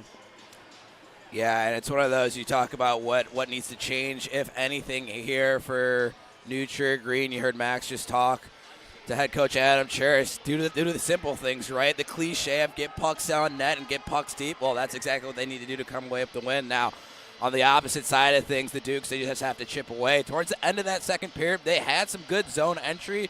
They had some good pressure, but nothing resulted in a goal. Let's see if they can finally punch through that barrier and get that second goal and start cooking here in the third. 17 fresh minutes on the board. Still plenty of time from York, but boy, you need to get on the board as quick as possible. Yeah, it's one of those where you start doing math, dividing how many goals do I need to score in how many minutes, but at a certain point, you just need to find the first one and get rolling from there. As soon as they score the second goal, this York fans they're going to erupt, right? The ability's going to find some energy that was kind of lacking there, and towards the end of the second. So as soon as they kill off this penalty kill here, about 33 seconds left on that, and then after that, they really got to start to get things cooking on the offensive side of it. the puck. New Trier Green, of course, playing right now in the SHL playoffs against Glenbrook South. They're on double duty, looking to advance further in the state playoffs, and it's York with their season on the line, knocked out in the first round of the SHL playoffs by Glenbrook North. This is all they have left to play for, a 17-day break from when they were eliminated by GBN. Came out and had things tied after the first period, but the second period offensive, New Trier best in the state. Yeah, something we mentioned too. Where are my notes at? 22-1-2 with taking the lead into the third. They're going to look to make that 23-1-2 after this third period. Hipsch, or pardon me, that was Marino, threw it across. The other way comes Gavin Brown. Numbers for the Dukes. Brown pumps the brakes. Inside now, Smith on a one-timer, patted aside. Good look there for the Dukes early on. Buens keeps the zone. Played up now for O'Leary. Zipped across, out of reach for Gammy. He is ran over by Connor Herstred. Even his helmet comes off. And you see Connor Herstred having some words there. One of those that I think Drew Gammy sells this just a tad bit, right? He creates that contact there on ice level, and then, you know, he knows his team needs the man advantage. You can see Connor Herstred still barking at him there as he goes to sit right next to Max, but Gammy creates this contact and then goes down, so great on him. Very, very aware there, too, that if he creates that contact, they're also more than likely going to call a penalty, and they did, so great opportunity here for the Dukes. Max. The key, Wes, as you well know, is once you get that arm extended around, you don't need a whole lot of flop for that just to be a justified penalty, and that's exactly what happened. It wasn't a ton of contact, but once you get that arm wrapped around the shoulder, it's going to get called every time. Yeah, and I think Drew Gammy was more upset that his helmet came off more than anything. I think he knew exactly what he's doing. The leading point getter here for the Dukes, just trying to do everything he can to will his team back in the game, and it looks like Matt Boeing elects. Yeah, timeout was taken, guys. Sorry about that. Elects to take his timeout here to gather the troops up. They know this is must-score territory, so great coaching on the part of the York Dukes head coach here to get his troops together and try and generate some offense here with the man advantage. Some words in the drawing board for Boeing, fourth-year head coach of the Dukes. Connor Herstred, who's having a nice seat with Max Anderson down in the penalty box. Really cool tidbit about him. He actually fell in love with hockey when he was 7. He went to the state championship game at the United Center, and it was his cousin, Ben Stein, against the Trevians. Now get a load of this. He said, that's what I want to do. I want to play hockey. And now Ben Stein is in his final year of coaching at Glenbrook North, and there's a chance that the 1 and 2 seeds could meet at the United Center, and Connor Herstred could be going against his cousin coaching the other team. Yeah, funny that you mentioned Ben Stein, a great friend of the program here, and yeah, I remember that. That was back when I was in high school, believe it or not, Luke. I remember that vividly. Some great friends that were on that Glenbrook North team that made it to the United Center, and something that you talk about why making it there, playing at the United Center means so much to the players in the state of Illinois. It's things like that can create and inspire players to come to this next level. Matthew Lezik now to the far side. Duke's desperate for a power play tally here. Spano charges in. Gammy helps him keep the zone. Drew Gammy's back out on the ice. Gammy towards the net, intercepted. And now played down low. Passion shaking and baking down low. Beautiful sauce pass for Spano. He'll play it up top for Gammy. Back for Spano. Tried to take a one-timer, but the pass came quick from Gammy. And York's got their goalie pulled. Yeah, I was talking in the middle of that. As soon as the Dukes got possession there in the offensive zone, Fish came off the ice, trying to have a two-man advantage here for the next minute and change are the Dukes. You can tell they're really desperate now trying to find that second goal. Here's a chance for Smith. He fires, and that's stopped by Schmidt. Exactly 2 minutes into this third period, and all of a sudden you look over, and Oscar Fish is out of his net. I think the exact same thing's going to happen again. You put the goalie back in to make sure you win the face-off here as the second power play unit comes out, and as soon as they do, Fish is going to go back to the bench for that two-man advantage. We talk about process over outcome. Well, the process worked there, guys. Smith was the extra guy on the ice. He very nearly found that goal to bring it to a 3-goal deficit. Only thing you got to watch out for is no icing.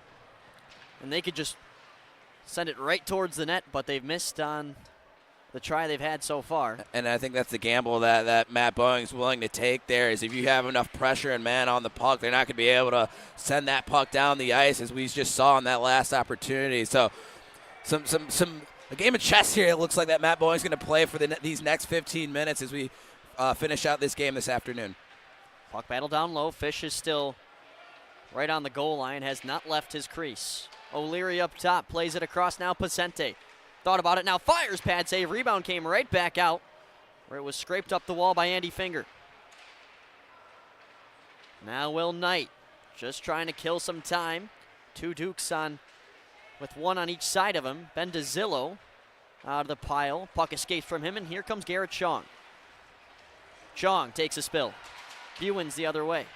Buen scrapes it in deep. We're now at even strength, as Will Brown really had no options there. His other 4 teammates in a change. Jack Herstrid on net for Fish, and he'll cover for a whistle. Yeah, New Trier here, a lot more conservative than we normally see them here. We normally see them in the first 2 periods, and then it's a harmless shot from Jack Herstrid from distance. He's almost just trying to dump that puck in, but he knows if he puts that on net, he forces the goalie to make a save, and in doing so, he gets an offensive zone faceoff for his team. Cross now, Marino. Save, rebound, glove save, but the follow-up goes in. Herstrid now is taking a beating. The whistle was blown, and just trying to digest what all just occurred there. Yeah, it looked like it was a quick whistle, too. I think as soon as that puck hit Fish's jersey, you get a great replay here. I think the ref blew it down, and Smith and I think that's Maurer will get a look at the back. Yeah, just didn't like that. The Trevians put that puck in the net after the whistle. I don't think a penalty is going to come from it, but we talk about the game within the game. It's little things like that can just set a team on edge. You'll see a little fisticuffs after the whistle, but something that you got to be disciplined here, especially when you're in the state playoffs, one of the last 8 teams here in the state playing for that state championship. Don't forget, after this one, we have Battle of the Saints. St. Ignatius and St. Viator meeting once again this season. The 2 greatest words in sports, boys. Game 7. Game 7. Something that our good friend Dylan Ward, he'll be on the next broadcast, brought to our attention, and that St. Ignatius and St. Viator will play their 7th game of the year. They currently both are 3-3, 3 wins, 3 losses there. So the rubber match here, Game 7, who decides to go on in the semifinals. Hilariously enough, same deal with Glenbrook South and Loyola also playing in a quote-unquote Game 7. They're both tied through 3-2. Right. You talk about just 7 of the 8 teams left here are from the SHL. Just some great familiarity with so many programs here that are left, and some great programs in the state of Illinois for high school hockey. And we're going to have some fireworks later on tonight and next week as well. Nice hit there by Jack Passion, but then a desperate effort from Peter Marino gets the Trevians the puck right back, and that deserves some applause. Got some hands up in the defensive zone of the Dukes. What'd you catch there, Wes? Yeah, it looked like Chu was trying to exit the zone. I couldn't tell who the York player was that had him tied up, and Chu is looking over at the ref like, I'm trying to move, but I can't. And it looks like we've got a Trevian player down in the far corner. I want to say that's Zach Hipsch, but no confirmations yet. In the meantime, big thanks to our sponsors that help bring you this broadcast. All 4 quarterfinal games will be right here on SHL Network. St. Viator, St. Ignatius, then Glenbrook North and Bennett. Bennett, the only non-SHL team to make it to the quarterfinals.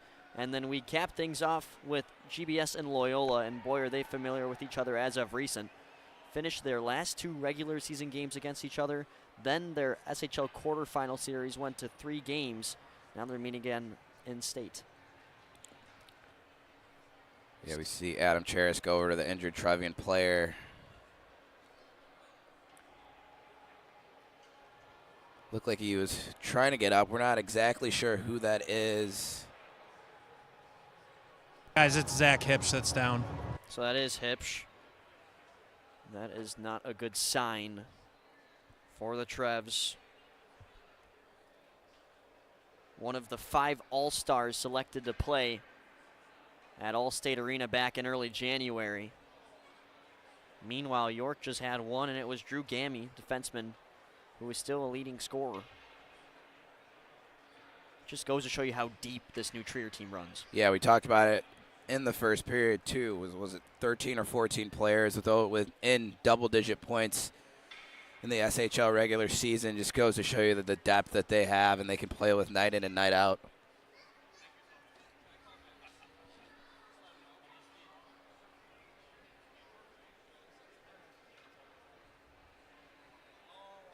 Hipsch, a great defenseman and a great playmaker. Even as a junior last year on the dominant state run for New Trier, he had 7 assists as he's now helped up to the ice. It's a great sight to see, too. Looks like he's holding his neck. He's saying that he might have gotten a stick up high, and Hipsch is furious, and Hans Huber saying, calm down, calm down. Yeah, something you need from, talk about your veteran leadership there. Huber just trying to calm down one of his good friends there. You can tell he's upset. Whatever caused that injury, just trying to calm himself down, try to compose himself here. We know he's frustrated. He wouldn't be down on the ice like that if he wasn't in some serious pain. But it looks like we're going to get everything sorted out here and get play moving once again. If you're just joining us, goals from Jack Herstrit and Gavin Brown in the first period, then a flurry of 4 from New Trier in the second. No goals so far into the third period, but we haven't even played 5 minutes. Still time for York, but it is running out. You need a goal just about every 3 minutes right now. Yeah, it's one of those. It's just find some type of momentum in some type of way here for the Dukes to build on, and it seems every time they've tried to, New Trier's had an answer for that. So let's see how they're able to respond here in the next 12 minutes to see if they can at least tie things up here in this third period. In deep for Wyatt Schmidt, backhands it with his goalie stick up the near side wall. This one pinballs back into the corner. Papadopoulos took a hit there from Hutchin. Gunther Hutchin. Double team down low, gets it up the boards for Finn DeGroot, and it's given away in the high slot. Winding one up is Gamme, denied there. Papadopoulos and Max DeGroot, aggressive hugs, and I think they'll both go to the box here. Yeah, it looks like DeGroot was putting his arm around him and almost looking like they were going to go for a quick hug, but good on the refs. Papadopoulos too. DeGroot and Papadopoulos are going to sit for 2, offsetting minors there as things start to get tense as we wind down. Thought that was the best way I could put it. Aggressive hug.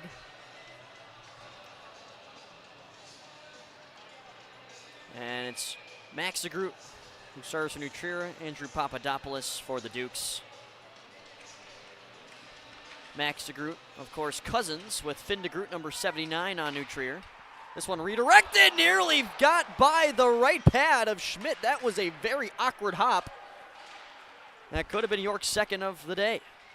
Yeah, a couple seeing eye shots on goal to our left. We saw the third goal for New Trier find a stick in front, about 5 feet in front of Jack Brown, and find its way in the back of the net. Looked like that last opportunity for the Dukes was almost the same thing, but Schmidt able to find a pad or a stick on that to keep that from going in. Gamme found Gavin Brown. Brown with the lone York goal, had it taken away by Gunther Hutchin. Trying to pick up pace, eventually met by Gamme and played back for Buens. Buens no-look pass to the far side, out of the reach of Paul Kalianis, and icing will be waved off. Nolan Nagget's taken into the corner. Able to keep the zone as O'Leary. And eventually Nolan Nagget's out of the Trevian end. He just tried to scrape one towards the net. That got blocked. Down the near side is Gavin Brown. Stretch pass for Kalianis. Fresh skaters out for the Dukes, a couple for the Trevians as well. Finger darts ahead. Andy Finger around 1. Still waiting on the right chance. Threw it across for Connor Herstrit. That hit his skate. And it's sent out of play. right towards a sea of fans along the boards. Looks like Ethan Baker was trying to use the 4-iron and found the pitching wedge instead there, just trying to chip that below the goal line there, but ends up going out of play and having a neutral zone face-off here. This third period is brought to you by the Glenbrook South Hockey Club. Of course, they're playing the nightcap. That's 7.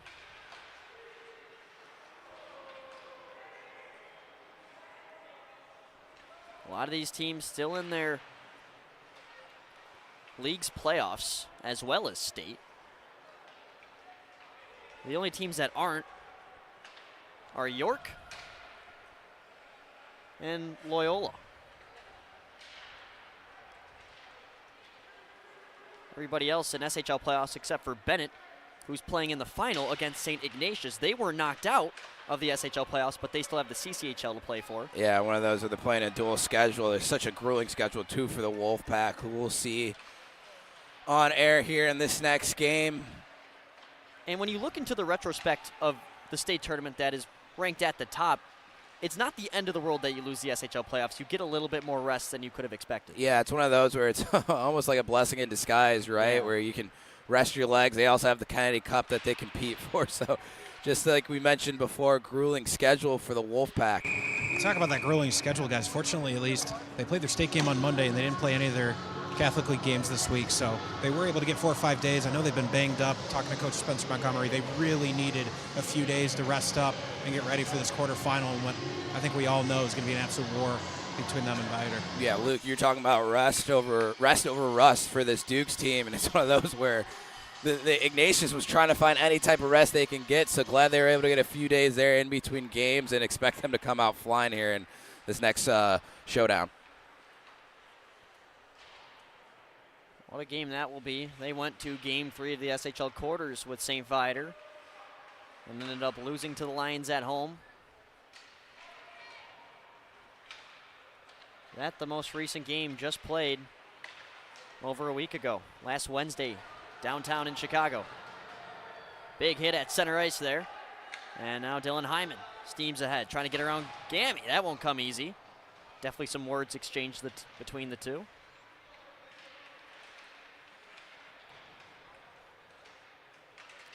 Nearing the 8-minute mark, York still without a goal in this third period. Now you're looking at a goal every 2 minutes. Gammy trying to dance inside. He goes down. Hyman with plenty of real estate in front of him. We'll just send it off the back boards. Bounces right to Fish. Hits the side of the net. And there was some speed as O'Leary. Yeah, the Trevian's just happy with playing a chip and chase game, making the Dukes go a full 200 feet to get any type of chance. And you can see here just Knight, a couple great moves to break the puck out of the zone and doesn't even think about trying to make a move at the blue line. Immediately just puts it in and gets reset at the point. Well, they've been relying on that forecheck, and why not put it to good use? As there's another successful one. Roween met in the high slot. Took a deflection, now finds Buens. O'Leary out of the zone. Now to Nagets on the back line. Hands up for icing, and Trevians will have a defensive zone draw incoming. Yeah, you can see this Trevians team, they chip the puck in, they go back into it's called a trap and one, right? They've got the box set up in the neutral zone, and they got that F1 coming in on the forecheck, and he's just going to force the Dukes to one side, and whatever side the Dukes decide to go to, right, that box is going to shift over to that side of the ice and just clog up the middle and make it so difficult for the Dukes to even chip the puck into the Trevians defensive end. So let's see if Matt Bowen can make some adjustments here as we wind things down to get some type of offense going for York. You're seeing things correctly. York doesn't have too many men out there. They have Fish pulled again. 6 skaters out there. 4-goal game with 7 minutes to go, and with your season on the line, why not? Especially when you've struggled to get goals even strength. Or really even chances for that matter in this third period. Max DeGroot towards the net, gloved down by Cianella, keeping this game alive and within reach. Now DeZillo turns ahead. Ben DeZillo gets around Knight. DeZillo centering one, Buens off his skate, then a whistle blows. Yeah, there was some confusion on the back end. Fish looked like he was trying to change on the fly, even though the Dukes had 6 guys on the ice. It's the trail official that you see here at center ice trying to make sure things were squared up. It looks like the Dukes had 7 players on the ice. Not sure if they're going to call a penalty or not. Yeah, it's too many men on the ice, guys. Thank you guys for being here. And that's why we've got Max Anderson down there. I did not catch that at all. Yeah, you could see. I saw at the corner of my eye. Fish made a beeline back for the York net, and I think in doing so there was some confusion there on who should have came off the ice. And I think he was on the ice for a good 10 seconds at least, and the trail official was able to pick that up, and that's why they're going to get called for too many men on the ice. Boys, I do want to take a second here in the third period. Of course, all third periods on the SHL Network, brought to you by Glenbrook South Hockey. We appreciate their great support of the SHL. Of course, part of the reason we're able to be here today. So big thank you to GBS. Of course, stay tuned after the game. I'll have the post-game interview sponsored by Loyola Academy Hockey Club, a tradition of excellence. So we've got to make sure we get those in, and we'll have that interview for you after the game. Yeah, and Max, on that note, just shout out to all of our sponsors. The thank you isn't enough from our end of how great they've been to us. So thank you to all of them for helping us put on these broadcasts. Here's Hutchin near side. He'll fire. Save there by Fish. The rebound was bobbled around his equipment and eventually fell right into his glove. 13 seconds in, already a good look. Yeah, we see there Hyman in front. Looks like Cheris is trying to try out some different matchups here on the first power play. See Huber is upset that he's getting pulled off. Shots on goal are even at 19. In that most recent meeting between these two teams, New Trier won 6-1, but they were outshot 28-26. Yeah, it's one of those that New Trier is just, they're so good at capitalizing on their opportunities when they get them. They don't necessarily need a ton of shots to put up a large amount of goals, as you see there, as you mentioned, Luke. So, it can just beat you in so many different ways if they need to rely on either one of their goalies, or if their offense needs to take over and put up a large amount of shots on net. Is frustration starting to set in for the Dukes. Yeah, Jack Passion had his stick sent into orbit. This is why. That's good catch by the officials there, I guess. An obvious one. A high stick there by Passion is going to sit for 2. One of those where he's trying to lift the stick there and gets a little too eager there. Max, what do you got for us? Yeah, message down on the New Trier bench. As boys, be smart. We don't want anything stupid that might prevent you from the next game. Up 4 here with 6 to go. I'm saying anything can happen, but New Trier in control. So at this point for Adam Cheris, it's roster management, it's people management. Make sure you get everybody to next Saturday. Yeah. RSM power play for New Trier, and a Hannah Vanderplug penalty kill incoming for the York Dukes, and they're not only down 1, they're down 2 in men. A 5-on-3 incoming here for New Trier. You're saying, Wes? Yeah, we saw right before that Adam Cheris had switched up the first power play unit to try and get some guys some looks there and just trying to work on some things here, as you got the man advantage late in the game where you're up 3 or 4 goals, and as soon as York got that second penalty, Adam Cheris puts his top unit out there. Here's Hutchin, thought about it, turned it back now for Nuggets. He'll back up, find Hutchin again. You can tell they're looking for that cross-ice pass. Nuggets calms it down at the blue line. 53 seconds left on the 5-on-3. That shot through traffic got kicked high and wide. Trevian's taking their time. Hutchin down low now for Herstrid. Nuggets faked a slap shot, gave it far side. Some nice possession time here from the Trevians, trying to convert it into a dagger. Shot there stopped by Fish. Nuggets regains. He's defended by Buens. Given across now for Hutchin. As Gammy steps up, makes a shot block and gets the puck out of play. Yeah, great block there by Gammy, helping us goaltender out behind him. As you can see, Trevian's working it up top on this replay.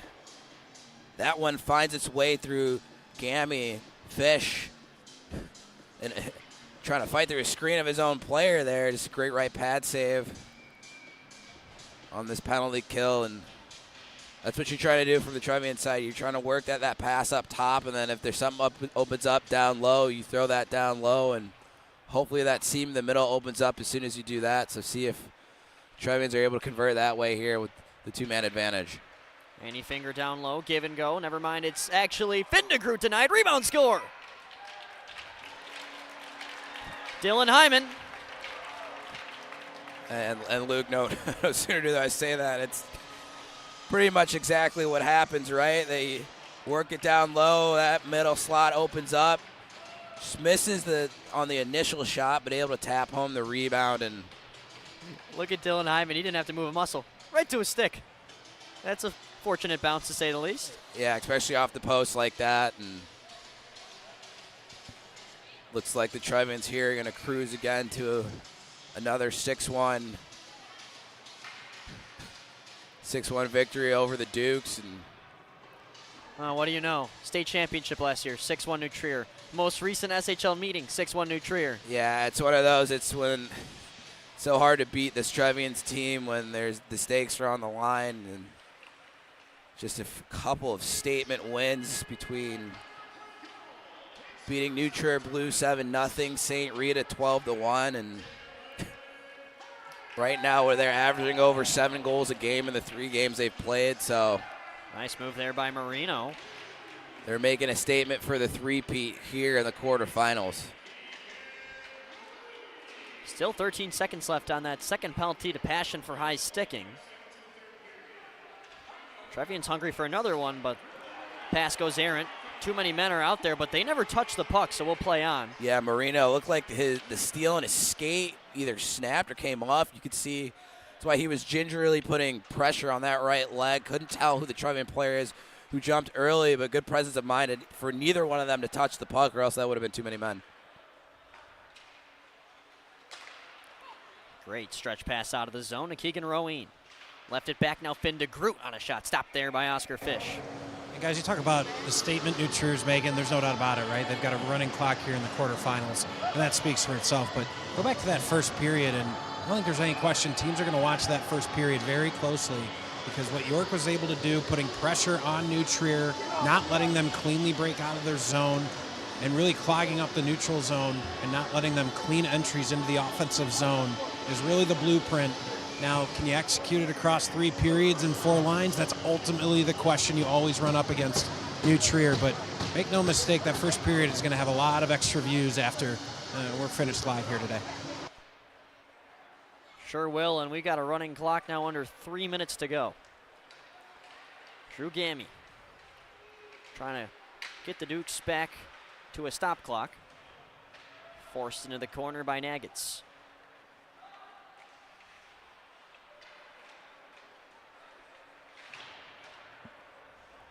Gammy recollects in the neutral zone. Final minutes are ticking down on the Duke season. Hard hit there on DeZillo by Nagitz. DeZillo slow to get up.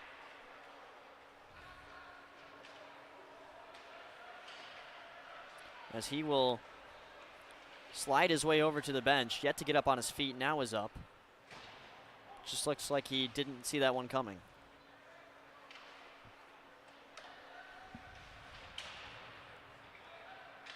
Down the near side now is Will Knight. He's got one of the 6 New Trier goals.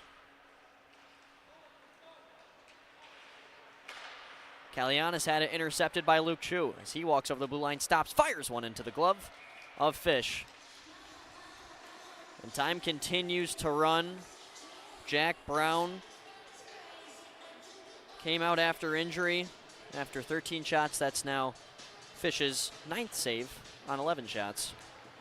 Yeah, I hope Jack Brown is doing okay, and just a testament to this York team that just keeps trying to fight and claw their way back. And as we see, we're in 16 seconds left. It looks like they're not going to be able to. But another great season for the York Dukes here in 2024-2025. 1 minute to go.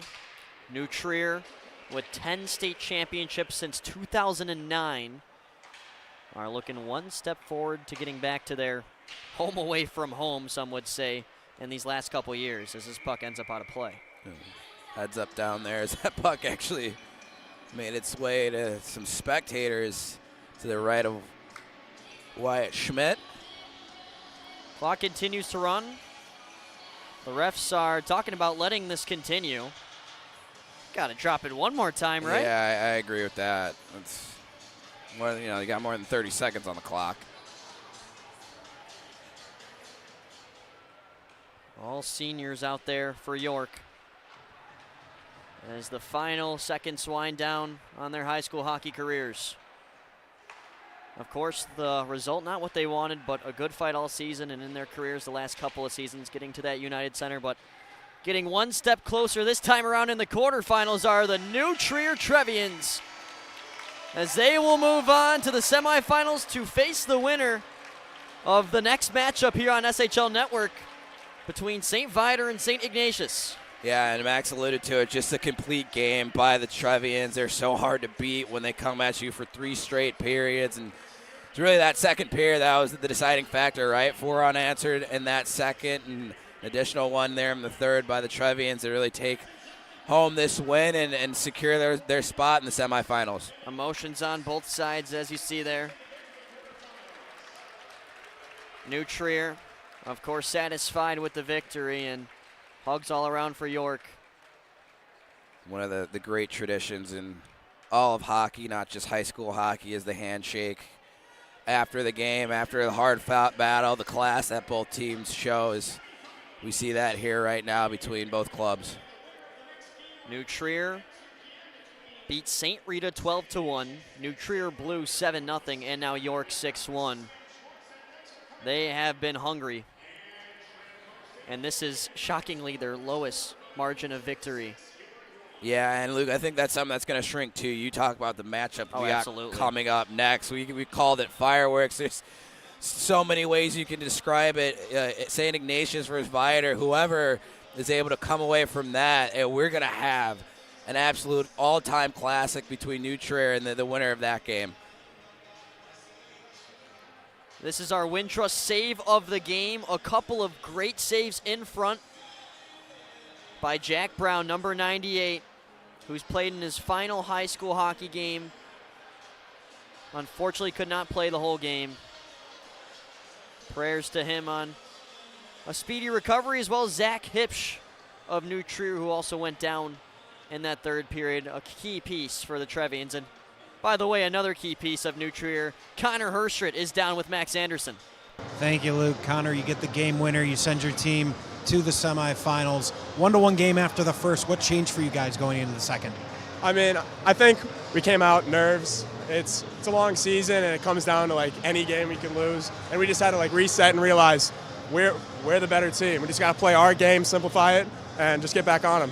You get the first game of the day out of the way. You get to kick back. Are you going to stay and watch the second game?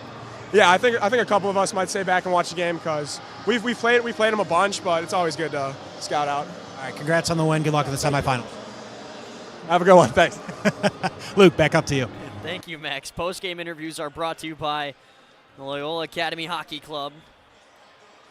And their best friend in New Trier has punched a ticket to the semifinals. Yeah, we said it time and time again, and Connor just alluded to it. They are the better team. They won the season series there with their third game of the 4 that they've played, and they're going to have a great matchup waiting for them whenever this second game concludes. 27 minutes from the second quarterfinal game of 4, and it's the closest seeded matchup you'll see all day. It's St. Viator and St. Ignatius coming up next. But for now, on this game that ended York's season, New Trier moves on by a score of 6-1. Signing off for everybody here, of course, Jimmy Olson, our incredible producer. Great camera work on the net cams from Gerard Boris, and the neutral camera from Joel Schneider. Max Anderson down at ice level. To my right is Wes Anderson, and signing off on this first quarterfinal matchup, my name is Luke Jordan. We will see you for the next one here on SHL Network.